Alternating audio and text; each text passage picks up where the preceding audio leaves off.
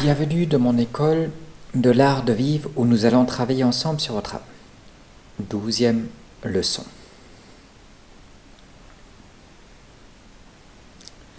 À quoi me sert la philosophie s'il existe une fatalité?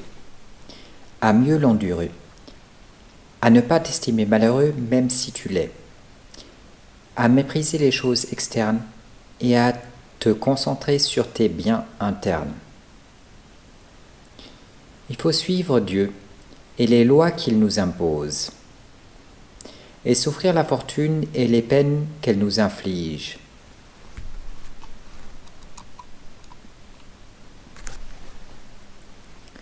Le premier n'a pas voulu mal faire, il a fait avec la matière telle qu'il a pu, au mieux qu'il a pu.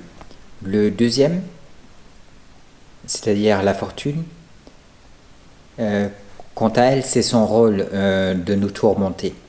Donc il ne faut pas être surpris qu'elle nous inflige des peines et des moments difficiles, douloureux. Sénèque dit que tout ce qui a été bien dit par quelque autre est à lui. La plupart des hommes n'ont jamais rien dit qui mérite notre attention. Parfois, un homme s'élève au-dessus de ses semblables et dit quelque chose qui est de l'intérêt. Ses propos sont comme un éclair qui passe. Mais le reste de son discours est bien trivial. Ça me fait penser à ces gens-là qui vous disent, quand vous citez un auteur, un grand homme, ils vous disent « Cesse de répéter ce que autrui t'a dit, ce que quelqu'un d'autre a dit. » Ces gens-là, soit ne comprennent pas l'intérêt de la citation, soit ils sont jaloux parce que vous savez des choses et eux ne savent jamais rien. Mais dans tous les cas, dans tout le cas, je vous encourage, je veux dire, tant que vous ne pouvez pas créer de la sagesse sans que ça coule pas tout seul, tournez-vous vers la sagesse d'autrui. Cela vous fera le plus grand bien. Et répétez une grande phrase si vous l'avez compris. Elle a autant de force en vous que chez son auteur.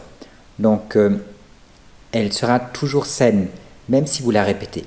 Donc, vous interdire de répéter ou de redire ce qu'autrui a dit est une absurdité. Cela montre juste la petitesse de l'esprit de certains hommes. Mais bien sûr que vous avez le droit de redire ce qu'une autre personne a dit. Il est courtois de citer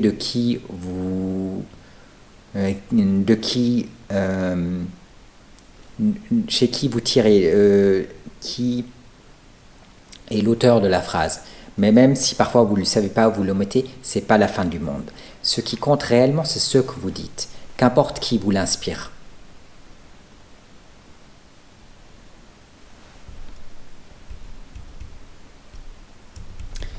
Et puis, en résumé, chez les stoïciens, il y a beaucoup de choses intéressantes, les unes après les autres. Chaque phrase a de l'importance, chaque phrase vous illumine, chaque phrase a de l'intérêt. Mais c'est très rare. Dès que vous quittez cette école, et les grands auteurs qui ont mis les pieds, vous vous retrouvez avec une trivialité, avec une médiocrité. Et tous ceux qui vous disent, c'est des lieux communs, c'est sans intérêt réel. Quand c'est pas faux. Et la plupart du temps, c'est pire que d'avoir aucun intérêt, c'est faux et ça vous détourne du droit chemin. Parce que vous ne pouvez rien bâtir sur les erreurs. Et tant de philosophes, parmi les plus grands, n'ont fait rien d'autre. Ils ont pris de fausses idées et ils ont développé dessus. Ils ont joué à la base de fausses idées. Alors vous pouvez faire ça quand l'idée est juste et ça a de l'intérêt de d'éclairer la chose autrement. Mais quand vous pataugez dans l'erreur et le vice, alors qu'importe ce que vous dites, qu'importe la tournure de vos phrases, l'éclat de votre style, ça n'a aucun intérêt parce que la matière que vous touchez est vile et basse. Il faut également bien choisir la matière. Et plus que la forme, le fond compte. Donc chez nous, les grands auteurs, vous avez un génie énorme et une forme sublime. Mais c'est très très rare. La plupart du temps, ce n'est pas ainsi. La nature désire bien peu, l'opinion voudrait l'infini. Je dois souvent y songer, car les privations, les jeûnes que je m'impose me semblent bien sévères. Et quand je me place sur une balance, je crois que je ne puis m'y assujettir, parce que j'ai perdu 12 kilos. Mon poids puisse baisser sans que cela ait un impact gravissime sur ma santé. Mon courage ne doit pas plier parce que je pèse un peu moins lourd. Nous trouvons toujours des excuses qui nous empêchent de bien faire et de ne pas nous soumettre aux épreuves. Donc c'est pas parce que vous ne pouvez pas, c'est pas parce que vous trouvez des excuses, comme notamment chez moi quand je me regarde sur la balance et je me dis dois-je continuer à jeûner, je viens de perdre 12 kilos. Donc, mais ce n'est pas parce qu'il y a toujours des excuses, et les excuses ne manqueront jamais, que vous ne devez pas faire un effort.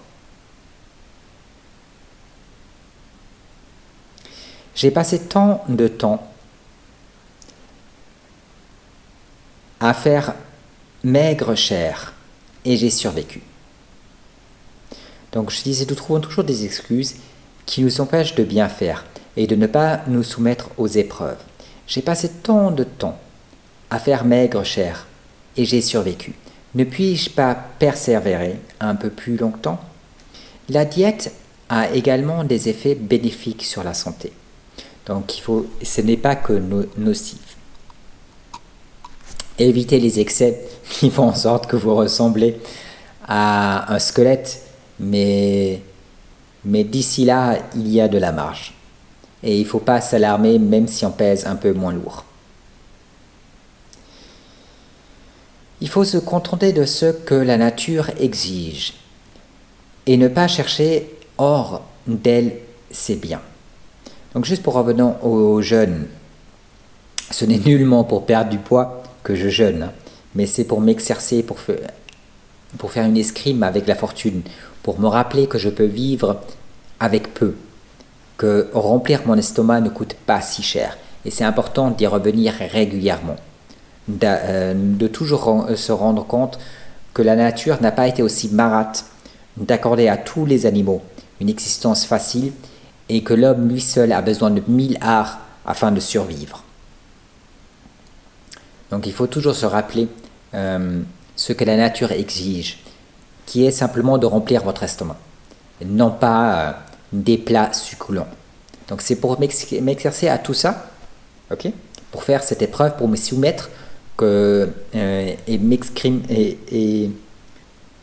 m'exprimer, non, et me battre avec la fortune. Le terme exact ne me vient pas, mais vous savez de quoi je veux parler. Escrime, d'accord, cette escrime, comment est-ce qu'on dit? Je sais pas. Je suis en train de me ridiculiser parce que je sais pas, je devrais faire une recherche dans mon dictionnaire pour le trouver, mais je veux pas vous l'infliger et j'ai pas trop de temps donc à ma disposition. Donc je vais pas faire de la recherche à présent. Mais vous avez compris de quoi je veux dire. Se battre, s'exercer avec la fortune.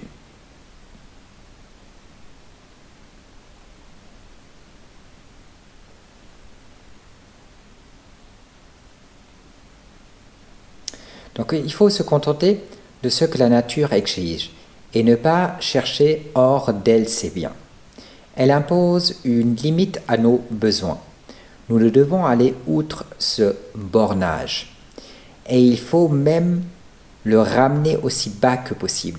Afin de faire tout ça, tout ce que je viens de vous dire, ce paragraphe que je viens de vous lire, afin de faire ça, notamment je recours au jeûne. C'est un exercice parmi d'autres qui me permet de faire en sorte que cette philosophie dont je vous parle soit pas des paroles, mais une manière de vivre. Il s'agit absolument pas, il s'agit nullement de vouloir discourir avec aise et de vous expliquer des choses qui peuvent paraître agréables ou intéressantes. D'accord? C'est pas un coup de théâtre que je suis en train de faire. Il s'agit d'une manière de vivre. Et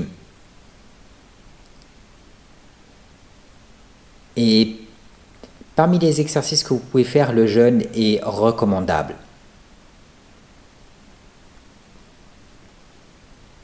Cela vous rappellera, je vais relire ce paragraphe, qu'il faut se contenter de ce que la nature exige et de ne pas chercher hors d'elle ses biens. Elle impose une limite à nos besoins.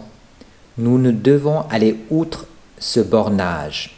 Donc pour connaître cette limite, c'est bien de jeûner et de se rendre compte de ce qui est absolument nécessaire et ce qui est superflu, de ce que nous rajoutons pour adoucir notre vie et de ce dont nous avons réellement besoin, de ce dont nous ne pouvons pas nous passer. Et quand je me soumets à un jeûne, je mange bien pire que les gens dans nos cachots. Enfin, cachot, c'est une manière de parler.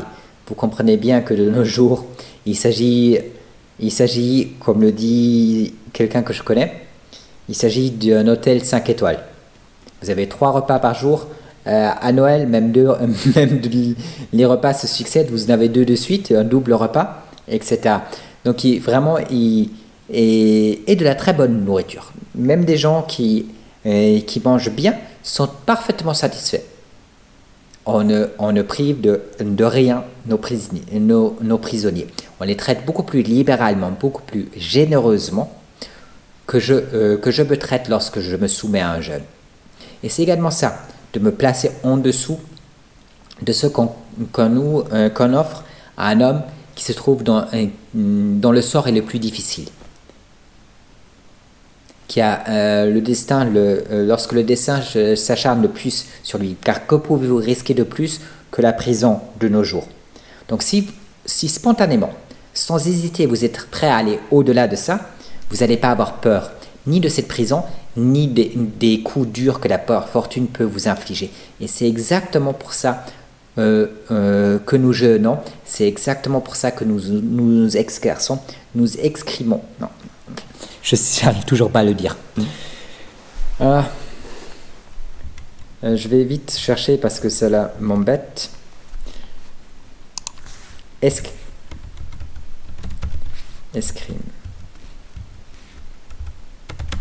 Donc si je ne me trompe pas, ça s'écrit comme ça. Je vais contrôler dans mon dictionnaire. Puisque je le dis faux durant toute...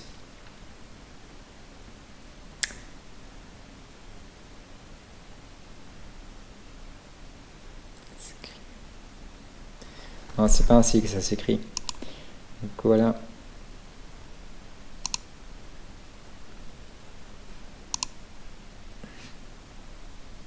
Donc le terme que je cherche, c'est escrime. Et nous nous escrimons contre la fortune. Est-ce que ça se dit comme ça? Je pense que oui. Je ne vais pas chercher plus, mais c'est escrime le terme que je cherche. Et je pense que c'est escrimons. Donc nous nous escrimons contre la fortune. Je crois que c'est français ce que je viens de vous dire. Bon, poursuivons mon texte.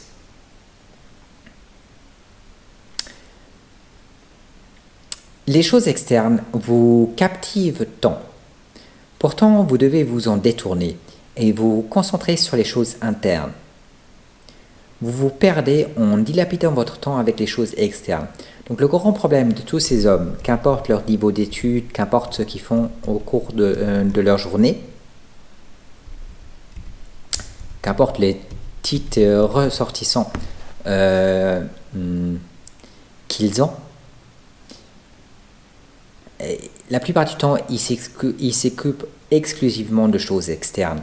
Et c'est une erreur parce que les choses externes ne demandent pas tant de soins. Il faut y jeter un coup d'œil, il faut en faire une bonne gestion, mais elles ne demandent pas tant de soins. Sous une économie de ressources, presque tout sera fait par des machines, des robots. Donc l'homme n'a pas besoin d'accorder sa plus grande attention aux choses externes.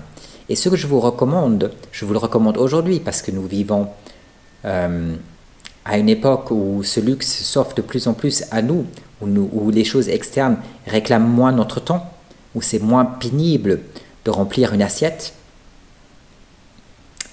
il y a moins d'efforts à fournir. Donc, mais même aujourd'hui, même à l'époque de Sénèque, Sénèque disait exactement la même chose. C'est que vous devez avant tout, lors de l'Antiquité, vous devez avant tout vous concentrer sur les choses internes et qu'après, qu'en passant, vous occupez des choses externes. La perte de temps, l'ignorant des hommes pense que la perte de temps, c'est de s'occuper des choses internes. Il se trompe. La réelle perte de temps, c'est de s'occuper des choses externes. Qu'importe ce que ça vous rapporte. Et souvent, ça vous rapporte pas grand-chose ou rien. Donc, tournez-vous avant tout vers vos biens internes, vers votre âme.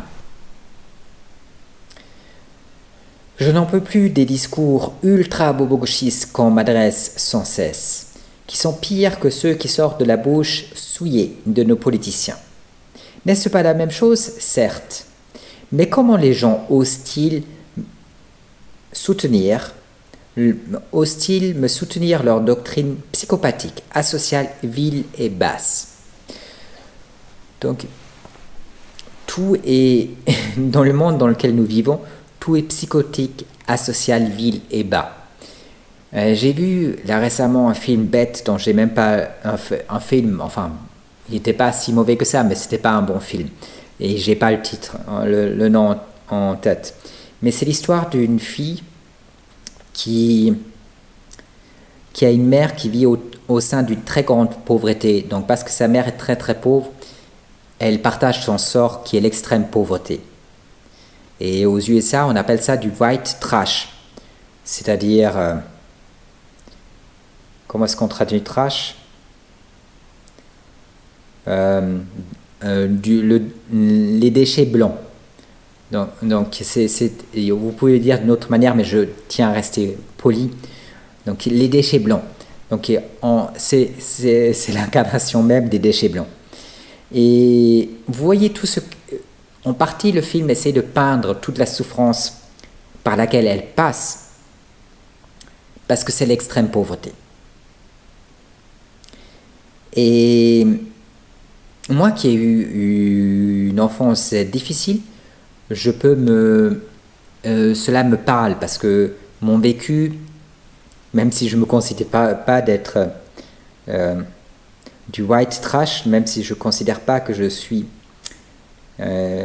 un déchet blanc, j'ai néanmoins connu tous les extrêmes où une situation difficile d'un point de vue financier vous pousse, si vous sortez d'un milieu qui n'est pas aisé. Donc j'ai connu tout ce qu'on peut endurer. Peut-être j'ai enduré même plus que cette fille. Alors pourquoi est-ce que je vous parle? Parce que ça c'est psychopathique. C'est parfaitement psychopathique d'imposer une telle existence à des hommes. Dans le film, il y a tous les détails, je veux dire, elle ne peut pas aller chez le dentiste, donc elle s'arrache elle-même la dent à sa mère. Qu'y a-t-il encore? Ils vivent et dorment dans une voiture, la voiture tombe en panne, ça coûte 500 balles, c'est les dernières 500 balles qu'ils ont, ils se retrouvent à zéro. Puis ils volent régulièrement dans les magasins, donc, etc. Donc, mais d'imposer un tel sort à des êtres humains, qu'importe ce qu'ils ont fait, d'accord, c'est psychopathique. Il faut être profondément malsain, dérangé au niveau de l'esprit pour imposer un tel sort à un être humain. À mon pire ennemi, je ne lui imposerai pas ça. Je souhaite que mon pire ennemi reçoive des soins, que la récidive, le mal qu'il me fait, cesse, que la récidive ne puisse pas avoir lieu et qu'il reçoive des soins. Je souhaite qu'il puisse se corriger et devenir meilleur. Je ne lui imposerai jamais un sort pareil. Quant à nos prisons, 3 repas par jour, c'est par rapport à ce que cette fille et cette mère a vécu dans nos rues, c'est le luxe. Je veux dire, c'est un hôtel 5 étoiles, il faut dire la vérité. Donc, je n'imposerai pas un tel sort à mon pire ennemi. C'est psychopathique d'imposer ça à quiconque. J'ai vu un autre exemple dont je vous parle. Donc, ce n'est pas que la pauvreté, mais la pauvreté est un des sujets principaux. Mais ce n'est pas le seul. Pour illustrer, j'ai vu un autre exemple. Alors, il s'agissait d'une violoniste qui a fait des hautes études au conservatoire. Elle tombe malade, les frais médicaux la ruinent, on l'expulse de son appartement, elle se retrouve dans la rue avec son violon qui coûte 10K, ça veut dire 10 000 balles. On lui vole son violon. Elle se retrouve comme un SDF dans une station de métro avec son caddie et 3 sacs, d'accord, en train de chanter de manière magistrale une opérette ou un opéra, je ne sais pas, aux passants qui passent, d'accord. Voilà ce qui est votre sort quand vous avez fait des hautes études. Vous vous retrouvez dans la rue. Okay, c'est une très belle femme, extrêmement talentueuse, bien plus que votre Britney. Okay, elle se retrouve dans la rue en train de pratiquement mourir de faim. Okay, c'est psychopathique, à 100% psychopathique, de créer un monde pareil, de le soutenir ou de faire en sorte que demain, il puisse voir le jour. C'est de la psychopathie au dernier degré, mais à un niveau le plus élevé imaginable. Je veux dire, j'ai l'impression que si vous me cherchez le pire homme dans une prison, celui qui a tué, violé, etc., bouffé des enfants, combien peut-il avoir bouffé d'enfants? 50 enfants? Allons-y, 50 enfants. Il a fait du mal, d'accord? Mais ce n'est rien en proportion, ce n'est rien par rapport à ce que notre système inflige aux êtres humains continuellement. Donc tout chez nous est psychopathique, asocial, c'est antisocial de créer un monde où les gens n'ont pas accès au strict minimum pour vivre. D'accord? C'est vil et bas. Je suis désolé, une belle femme, vous avez pas envie qu'elle se retrouve dans la rue, dans la saleté. Okay? Ce n'est pas le sort que vous offrez à une très belle femme. Okay? Donc notre vie, notre monde est parfaitement abject. Il n'y a pas d'autre terme. Okay? Et l'approuver d'une manière ou d'une autre est entièrement psychopathique. D'accord? C'est comme l'homme qui est en prison après avoir tué, violé et bouffé 50 enfants. Il ne se rend pas compte du mal qu'il a fait. Il ne se rend pas compte de la souffrance gratuite qu'il a infligée. Il ne peut pas avoir la souffrance en autrui. Vous êtes exactement pareil. Vous infligez une souffrance extrême à des gens parfaitement innocents. Parce qu'une femme hautement diplômée d'un conservatoire, d'accord, très talentueuse et très belle, ne devrait pas se retrouver dans la rue à cause de problèmes médicaux. Alors vous allez me dire, si on règle ça, tout va bien. Non, si vous réglez ça, pas tout va bien. C'est du ultra hard, c'est du ultra dur capitalisme. Dans le ultra dur capitalisme, il y a des gagnants, une très petite minorité, une très petite élite de gagnants qui s'en sortent très très très bien d'un point de vue financier, et il y a la masse qui a des problèmes, et parmi la masse, il y a un grand pourcentage avec l'autonomisation, l'intelligence artificielle, ce pourcentage va augmenter. Il y a un grand pourcentage de gens qui se retrouvent parfaitement pour des raisons X ou autres, hors du filet de sauvetage social qui a été installé, qui lui-même est une arnaque, parce qu'il ne fournit souvent pas assez. Okay? Donc c'est parfaitement psychotique d'imposer cela à quiconque sur cette planète, qu'importe ce qu'il a fait. Je ne souhaite pas cela à mon pire ennemi, d'accord? Pourtant, j'ai eu affaire à des gens que je n'estime pas beaucoup, d'accord? Et auxquels j'ai certainement pas envie de tendre une main ou de leur venir en aide. Mais je ne suis pas assez psychopathique pour penser qu'un tel sort soit justifié dans aucun cas, d'accord? Vous le créez à l'infini et vous l'approuvez. Et puis, quand on peut voter et approuver notre système et en demander encore un peu plus, vous votez, vous approuvez et vous en redemandez. Je suis désolé, il y a une responsabilité. Il y a une responsabilité face à cette belle femme qui se retrouve dans une station métro en train de jouer en train de nous chanter une opérette à côté de son caddie. Donc c'est juste un exemple, mais il y en a des centaines de milliers, d'accord? Des centaines de milliers, ça ne s'arrête pas. J'ai vu un reportage sur des paysans français. il disait qu'il avait plus de 450 000 balles de dette et qu'il va travailler jusqu'à la fin de sa vie juste pour payer, pour tenter de rembourser ses dettes ou bien pour payer l'intérêt sur ses dettes. Il dit que d'ici ma mort, tout le travail que je vais effectuer sur ma ferme ne me rapportera pas un franc. Je suis nourri, logé et blanchi par ma femme. Mon travail ne permet pas de survivre. C'est nouveau, je peux vous expliquer pourquoi d'un point de vue économique c'est ainsi, mais ça ne cesse pas. De partout où vous regardez, vous avez des cas extrêmes. Et ces cas extrêmes sont de plus en plus nombreux. Et c'est 100% de la psychopathie. C'est asocial, c'est vil et bas. C'est abject, pour le dire simplement. Donc je dois faire vite parce que je dois quitter les lieux et il ne me reste pas beaucoup de temps.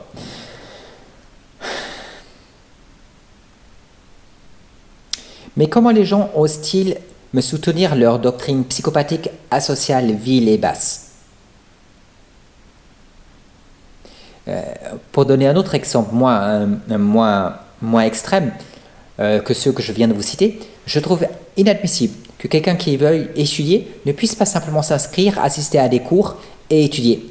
Pourquoi faut-il toutes ces règles, tout cet élitarisme, toute cette peine afin de pouvoir vous inscrire dans un cours stupide? D'accord? Il y a deux choses. Soit vous n'êtes pas assez intelligent pour comprendre le cours, à mon avis, vous n'allez pas longtemps assister à un cours que vous ne pouvez pas suivre. Soit vous êtes assez intelligent et je ne vois pas pourquoi on doit vous refuser l'accès.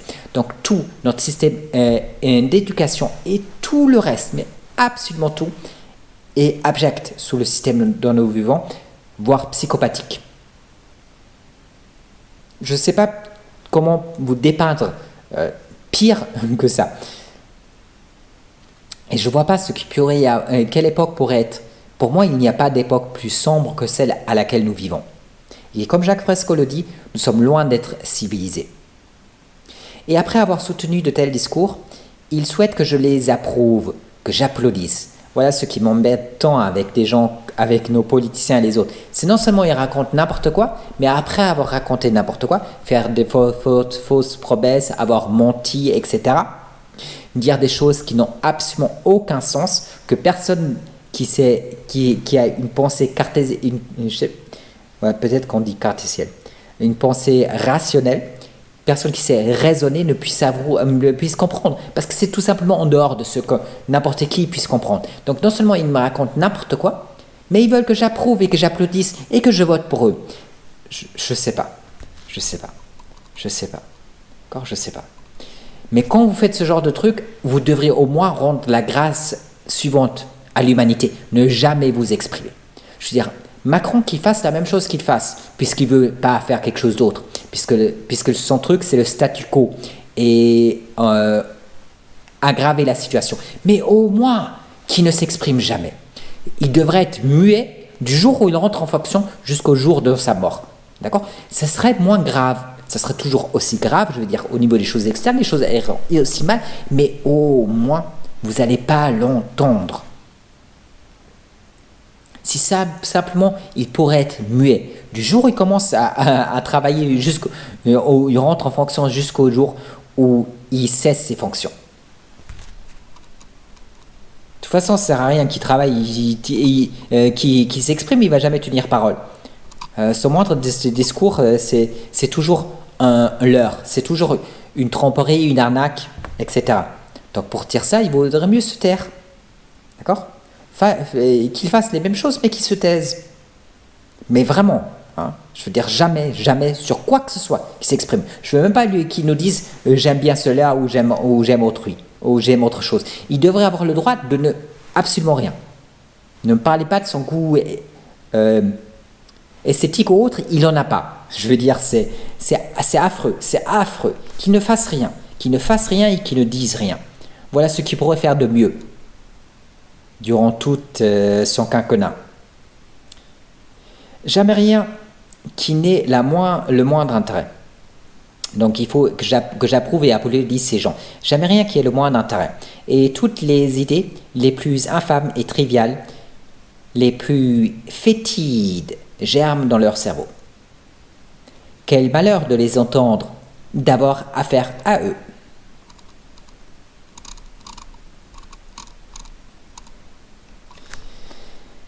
J'ai lu cette éblouissante sentence chez Sénèque. La sagesse tient lieu de bien à l'homme, car les lui rend superflus, c'est les lui donner. Quand vous acquérez un objet, vous voulez satisfaire un besoin. Quand ce dernier n'existe plus, vous n'avez plus besoin de la chose en question. Donc si le besoin de vouloir acquérir la chose a disparu, vous n'avez plus besoin de la chose. Par exemple, vous avez envie de faire du vélo, mais dans un accident, vous perdez vos 2 pieds et vous vous retrouvez dans une chaise roulante.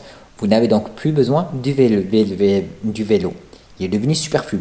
Donc la philosophie, elle tient lieu de bien parce que en rendant les choses superflues, et c'est les lui donner. Quand vous pouvez mépriser toutes ces choses-là, c'est comme si vous les possédez puisque vous ne les désirez plus. De nos jours, des sommes considérables sont dépensées afin que vous ayez des besoins insatiables. Donc de nos jours, on fait naturellement la chose la plus anti-philosophique possible. On essaie de créer des besoins insatiables. Comme on le fait tant, notamment en recourant à la publicité et à plein d'autres artifices, la télé, etc. Pour vous pousser incessamment, tout le temps, à la consommation. Car notre système capitalisme de consommation craint avant toute autre chose que vous puissiez cesser de consommer. Donc notre système a peur avant tout que vous craigniez que vous ne puissiez plus que vous cessiez de consommer, que vous ne consommiez plus. Parce que si vous ne consommez plus, l'économie ne se portera pas très bien et ça ne va pas plaire aux ultra riches. Parce que vous vous retrouvez dans la rue, mais eux ils perdent des centaines de millions et ils n'ont pas envie de perdre des centaines de millions. Et il est donc la plupart du temps, il y en a qui sont assez malins pour même lors des crises gagner de l'argent, mais c'est rare. Il est donc l'antipode de cette philosophie que je viens de vous énoncer. Donc notre système capitalisme est l'antipode de cette philosophie que je viens de nous laisser. Et cette philosophie est la suivante, je la rappelle. La sagesse tient lieu de bien à l'homme, car les lui rendent superflus, c'est les lui donner. Notre paradigme accomplit toujours l'antonyme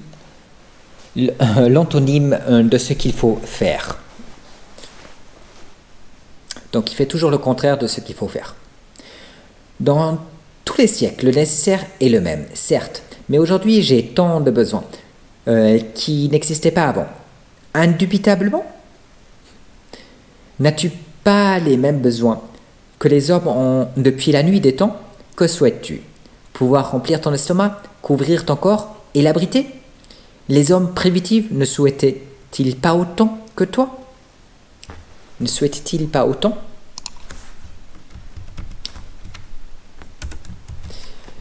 Me parles-tu de la santé? N'avaient-ils pas des herbes afin de soulager leurs maux? Peut-être me parles-tu de la littérature. Tu souhaites lire et écrire.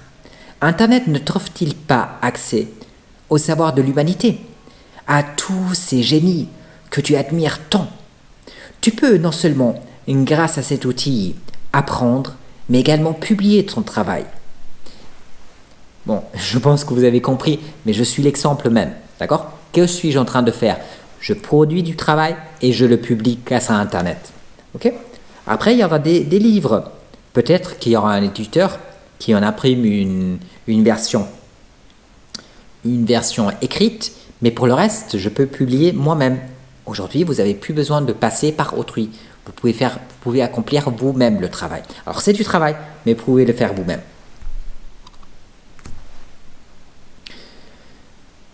Les hommes primitifs ne souhaitaient-ils pas autant? Me parles-tu de la santé? N'avaient-ils pas des herbes afin de soulager leurs maux? Peut-être me parles-tu de la littérature? Tu souhaites lire et écrire. Internet ne t'offre-t-il pas un accès au savoir de l'humanité? À tous ces génies que tu admires tant?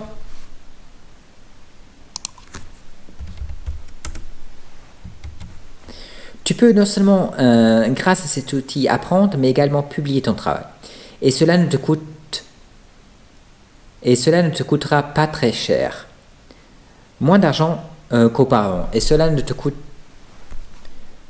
Ouais, je pense que ne te coûtera pas très cher, moins d'argent qu'auparavant. Tes besoins ne coûtent pas si dispendieusement. Tu recherches non pas l'utile, mais le faste, ces objets d'ostentation. Voilà ce qui coûte si onéreusement. Satisfaire tes besoins te coûtera peu. Le faste, beaucoup. Voilà, je vous remercie de m'avoir écouté et je vous dis à bientôt pour la prochaine leçon.